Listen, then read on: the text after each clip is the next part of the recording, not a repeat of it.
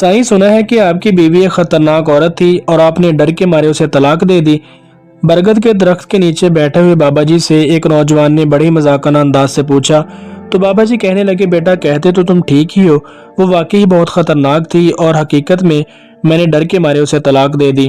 तो नौजवान बड़ा हैरान हुआ और बोला कि ये बात तो मर्दानगी के खिलाफ है, औरत से भला क्या डरना, ये कहाँ की बहादुरी हुई। तो बाबा जी बोले, मैं औरत से नहीं डरता था, मैं तो उससे डरता था जिस तक उसकी रसाई थी। तो नौजवान हैरानगी से बोला, ऐसी औरत को तो जहन्नम ही होना चाहिए, ला हौला वला कुव्वता। तो बुजुर्ग बोले, मैं भी ऐसा ही सोचता था कि इसे जहन्नम में होना चाहिए, तभी मैंने इसे जहन्नम जैसी जिंदगी दी थी। तो यहीं से बाबा जी की स्टोरी शुरू हुई और वो कहने लगे कि ये तब की बात है जब मैं सरकार के यहाँ 1 रुपया माहवार पर मुलाजम हुआ। मेरी माँ चाहती थी कि मेरी शादी हो जाए। रिश्ता ढूंढा गया। एक मूंगफली फरोश की बेटी मेरी माँ को पसंद आई, सलीकामंद, खूबसूरत और एकदम खामोश तबा। मुझे इस रिश्ते पर एतराज था। वो एक मूंगफली फरोश की बेटी थी, भला वो मेरी औलाद की क्या तरबियत करती। लेकिन लड़की मेरी माँ को ऐसी पसंद आई कि अम्मा इसके अलावा किसी का नाम सुनना भी पसंद नहीं करती थी। फिर वो ब्याह कर मेरे घर आ गई। रुखसी के वक्त उसके बाप ने मुझसे कहा कि मेरी बेटी सीधी सादी है, इसे दुनियादारी का कोई खास पता नहीं, अगर कहीं पर कोई गलती हो जाए तो माफ कर देना। वैसे ये है बड़े दिल वाली, ये हमेशा अपनी साईं को खुश रखेगी। और तब मैं ये बात उसके बाप की समझ नहीं पाया। वो बिल्कुल वैसी ही थी जैसे मेरी माँ ने बताया था, सलीकामंद, सुगड़ और ताबियादार। शादी के बाद बाहर दोस्तों के साथ मेरी सोहबत कोई अच्छी नहीं थी। मुलाजमत के औकात में खाना घर से बाहर खाता, दोस्तों में बैठता, रात गया तक महफिल चलती, उसके बाद वो घर वापस जाता। वो क्या खाती है, क्या पीती है, किस साल में रहती है, मुझे इसकी कोई परवाह नहीं थी। इन्हीं दिनों मेरी माँ भी दुनिया से रुखसत हो गई। एक रोज मैं जुए में भारी रकम हार कर जब घर वापस आया तो कहने लगी, आप तो खाना बाहर खा लेते हैं, लेकिन मुझे भूख लगती है, हो सके तो एक ही बार महीने का राशन दिलवा दिया जाए ताकि रोज रोज बाजार से खरीदारी की सोबत बर्दाश्त ना करनी पड़े।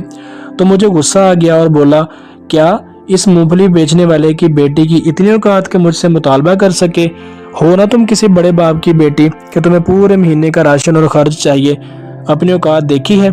गुस्से में आकर इस पर हाथ उठाया और मुगल्लजात भी बके। ये नहीं सोच सका कि आखिर इसे जिंदा रहने के लिए रोटी तो हर हाल में चाहिए ना। वो जिस्मानी एतबार से काफी कमजोर थी, मार बर्दाश्त नहीं कर सकी थी, पेशेमान थी या फिर क्या वजह। 2 दिन तक वो बिस्तर से नहीं उठ सकी, लेकिन मुझे इसकी भी कोई परवाह नहीं थी। फिर इसने घर में ही सीना परोना शुरू कर दिया। हाथ का हुनर इसके पास था, वो काम आया। यूं इसकी रोटी का इंतजाम भी हो गया और मैं ये सोचकर पहले से भी ज्यादा लापरवाह हो गया। एक रोज हम साये ने मुझे रोक कर कहा कि दिन में जब आप घर नहीं होते तो आपके घर से बातों की आवाजें आती हैं, आपकी बीवी न जाने किससे बातें करती है। मैं बड़ा परेशान हुआ कि मेरे सिवा मेरी गैर मौजूदगी में कौन आता था जिससे वो इतनी आवाज में बातें करती थी। गुस्सा तो बहुत था और दिल किया कि इसे जान से मार दूं, लेकिन बस एक मौके की मैं ताक में था कि अगर मुझे मिल जाए तो मैं इस बात को साबित कर सकूं। एक रात पिछले पहर किसी के बोलने की आवाज पर मेरी आंख खुली। चांदनी रात थी, सेहन में पड़ी हर शय बिल्कुल वाजे तौर पर दिखाई देती थी। मैं उठकर दरवाजे तक आया। अब आवाज ज्यादा वाजे थी। वो कह रही थी कि साईं, सुबह एक रोटी के लिए आटा घर में मौजूद है, वो तो एक रोटी खाकर चला जाएगा, ये सोचे बिना कि मैं सारा दिन भूखी रहूंगी। मेरी रोटी जब तक तेरे जिम्मे थी तो इज्जत से मिलती थी, जब तूने अपने नायब के हाथ में दी तो रोटी के साथ बेइज्जती और अजियत भी मिलने लगी। मुझे अब रोटी तू ही दे, तेरा बनाया नायब तो खाइन निकला है। वो मेरी शिकायत कर रही थी, लेकिन किससे? कौन था जो उसे रोटी देता था और मुझसे भी पहले देता था? मैंने बाहर आकर देखा, वो सेहन के बीच चारपाई पे बैठी खुद से बातें कर रही थी। वहां कोई भी नहीं था। मेरे पैरों तले जमीन निकल गई। वो खुदा से बातें कर रही थी और मेरी शिकायत कर रही थी। इसी लम्हे मुझे कोई और मखलूक लगी। वो बहुत कम बोलती थी, लेकिन वो किसके साथ इतना बोलती थी आज मुझे समझ आ गया था। वो तो बहुत बड़े बाप की बेटी थी। कैसी औरत थी जो अफलास के होते हुए भी खुदा शनास थी। मेरा जिस्म खौफ से कांप उठा। दिन चढ़ते ही मैंने सामान बांधा और इसे इसके घर छोड़ आया। ससुर ने तलाक की वजह पूछी तो मैंने डरते हुए कहा, ये बड़ी खतरनाक औरत है, बड़े दरबार में मेरी शिकायत लगाती है। मुझे डर है कि बादशाह को किसी दिन गुस्सा आ गया तो मेरा हशर नशर न कर दे।